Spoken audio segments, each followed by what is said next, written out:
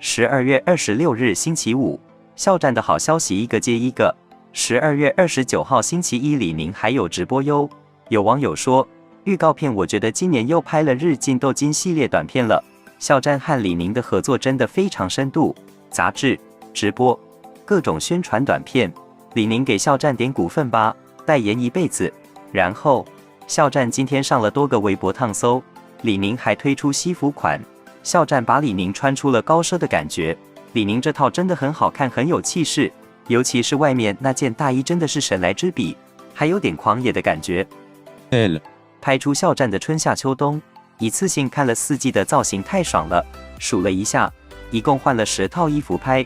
他真的每次都很认真地对待每一份工作，曝光少，但都是高质量影业。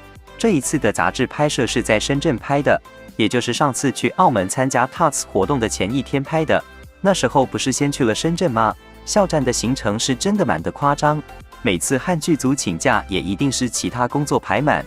然后看了微信公众号的文章分享，校战1拍摄和采访原来是分开进行的，因为他的行程实在是太紧张了，拍摄完还要赶到澳门参加 TUTS 店庆活动，所以采访是后来杂志方通过电话进行的。那时候校战已经回到小城良方剧组，是完成当天的剧组拍摄工作后才进行的。不敢想校战每天过得有多充实。通读全篇会发现校战是常常自省、非常务实的一个人。这种人永远不会飘，会把路走得很远。还有，要不是看到热搜，很多人没发现校战露胸肌了。校战有且富有还大方，完全没有穿打底背心哟。撸铁万岁，支持撸铁。以下分享微信公众号的校战电话采访文：4季流转又逢春，春夏秋冬，时间流转，校战始终在场。在每个宏大而自有规则的周期中，他坚信岁月的残忍对万物都一视同仁，但他从未停止轮回，总是慷慨地给予再来一次的机会。长冬终有尽，此刻恰是春花时节又逢君。1年4季就这样流转而过，细看才发现，季节是乱序的、混沌的、开阔的。校战站在一旁等待的时候，看着影棚里那2块用阔木板搭出来的、容纳了4季的梯形空间，觉得很有意思。空间错位了一样，就好像我们被困在某一个空间夹层里，混沌更替的时间，变形叠加的空间，这是他成为演员之后进入的时空，因此必须学会一种穿梭其中的本领。炎热天气里表演发抖，隆冬腊月又努力冒汗，而一个人物的命运说不准，有时候结局会比开始更早到来。他学得还不错，拍摄时是在温暖宜人的南方，打扮得体。5天后接起采访电话时，已经在辽宁锦州，晚上7点半收工，气温降到-1摄氏度，冻得嘴巴都张不开，却能保持弹性，知道自己在什么情景、什么工作下面应该有一种什么样的状态。这对于我来说已经非常适应了，切换是可以很利落的。而当穿梭的本领足够熟练，时空也许不再是限制，不再是线性的或单一的，于是人能在意识层面短暂进入一片开阔的创作，也就成了如何攫取和拼贴时空的游戏。2024年1月下旬，浙江北部大雪，校战刚进藏海传剧组没多久，原本那天通告上写着放假，但他睁眼看到屋外雪景，脑袋里剧本翻过，立马给导演发信息：导演，我们今天应该是会拍的吧？这个雪，如果不拍的话，暴殄天物，对吗？导演回：他也这么想。一拍即合，置景、换衣服，马上调整到人物接近结局的状态。最后，藏海传里呈现了一场雪中名场面。藏海大愁的抱拿回本属于自己家族的东西之后，一个人走在雪中，平静的、孤寂的，但是偶尔还是会有让我觉得很不知所措的时候。校战笑笑，想到今年8月拍谍报上不封顶的时候，在上海穿着厚外套，怎么也无法说服身体现在是秋冬。毕竟无论如何，季节都是悍然不动的。夏天是那种闷闷的、湿湿的空气，秋天很妙的一些点在于它有微凉的冷空气吸到鼻子里。至于冬天，冷到让你可以瞬间清醒。以前他觉得自己的个性更贴近秋天，还有一段时间特别喜欢冬天，但现在他觉得4季都可以。人的个性，人在生活里的状态，都是流动的。回想起来，能够把他的时空锚定的大概是作品。2018年，27岁，出道不久。哦，我的皇帝陛下。2019年，28岁，被广泛关注。陈情令。2021年，第一次演话剧，30岁，如梦之梦。2022年，也就是特别喜欢冬天的那阵子，31岁，在拍摄的梦中的那片海。2023至2024年，常常几个月都泡在一个角色和剧组里。32岁，33岁，《射雕英雄传侠之大者》《藏海传》得衔锦制。2025年，当下34岁，谍报上不封顶，小乘良方。角色的，自己的。那你觉得这是一件好事吗？一个演员他呈现的角色，总是以一个很聪明、很精明的形象出现，你会觉得他在营造一些什么吗？肖战感到好奇，起初他自己并没有意识到，这几年他饰演的角色不自觉呈现出一种共性来。《藏海传》里的藏海，为了给家人报仇，10年如一日的蛰伏，然后步步为营，终于雪恨。谍报上不封顶里的任少白，戴上眼镜后就开始冠冕堂皇，看得清世界，也看得清人心。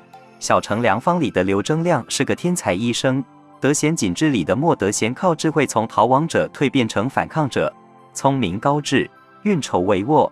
他在工作中也确实高效敬业。拍一谍报上不封顶的时候，他只要一戴上眼镜，就像启动开关一样切换到另一个人格。拍《射雕英雄传侠之大者》时，挑战念了蒙语台词，你下达一个指令，你的身体、大脑和情感就会去这么做。我觉得人类其实就是一台非常精密的人工智能机器，但是说实话，我挺害怕的。他不觉得自己是聪明的人，从小到大不太会走捷径，或者他人所说的有效途径。他不想当蠢人，但也不会是聪明人。戏里这些角色呈现的还不错，顶多算是勤能补拙。他也很难为自己做长远规划，工作中常常会面临1年、2年，甚至5年后的发展方向，他就懵了。哎呀，我说我这个人就是，我能保证的就是我一定会做好当下，但我不会想太远。而且和1年半前采访他时一样，肖战还是担心自己的感受力在消退，这可能来自年纪增长。我在20几岁的时候可不会去考虑这样的问题，也可能来自工作疲乏，好累，算了。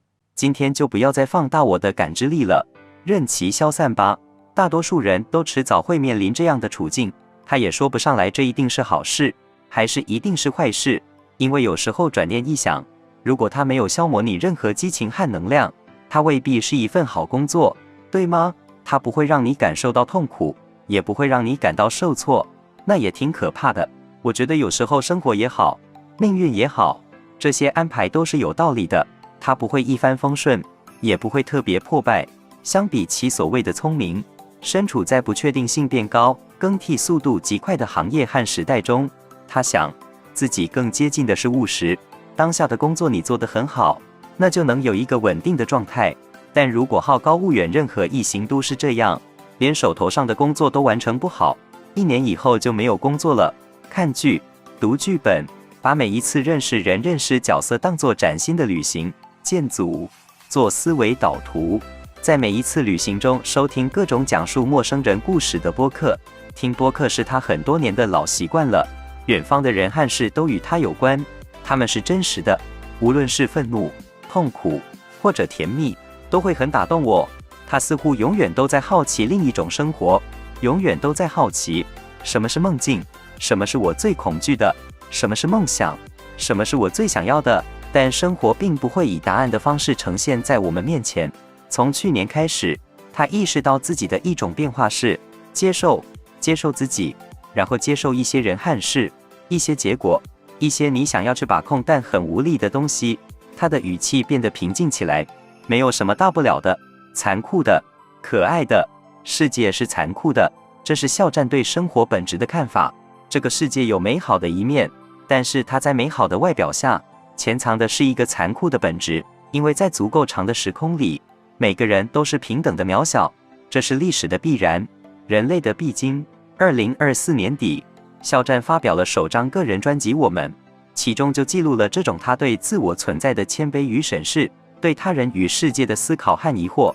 我们中的第一首歌都一样，早在2022年就已经诞生。那时候他在北京拍戏，因为要饰演一个大院子弟，要讲北京话，产生了一种奇妙的感觉。明明是外乡人，却短暂的在异乡落了根。可是，一回到住处，看到很多人上下班，零零散散的人出来打车，他又从那种落地生根的状态里脱落出来。他想，异乡人都是一样的，在一个陌生城市里流浪，之后2-3年里，各种感受时常冒出来，他就记下来。不要回头是不断的探索，漂流则显得更为哲学内省，如他所希望的。专辑像一本日记，摊开着他的很多心事，在渺小和局限的必然性中，另一种东西慢慢浮现出来。人类的情感是非常强大的，非常有力量，非常变幻莫测。这些情感使人类看起来很可爱，所以就回到一个很实的问题上，就是在接戏上面，我反复会说，一定要先打动我。肖战最近在锦州拍《小城良方》，这个剧本拿到手里，读完前5集，他就对刘铮亮产生了共情。而当刘铮亮开始经历各种故事，开始思考各种亲情、友情与爱情时，他也不自觉产生了变化。肖战的父母常常因为小事拌嘴，我今天出门没有帮你撩一下帘子，没有帮你挡一下门，门弹回来把你打了一下，然后因为这么小的事情就牵扯出好多年前的事，听起来会觉得有点不可理喻，但是事实就是这样。很搞笑的，拌嘴还不够，2个人会吵到他跟前，要他评评理，一讲就是2-3个小时。前几年我会很生气，这么小的事为什么要吵呢？你们就不能和平相处吗？但是现在他接受了，觉得很有意思，这是他们的一种方式，一种证明感情的方式。我现在反而很享受，让我来评理。那好，我就好好给你们评一评，哈哈哈。他还提到了一个想法，有可能的话，我想跟着一个陌生人1天，看看他这1天的剧情是什么样子的。可是该怎么实行呢？电话那头传来一声狡黠的笑，将来也许有一天，下次采访的时候，我就会告诉你，我已经做完这件事情了。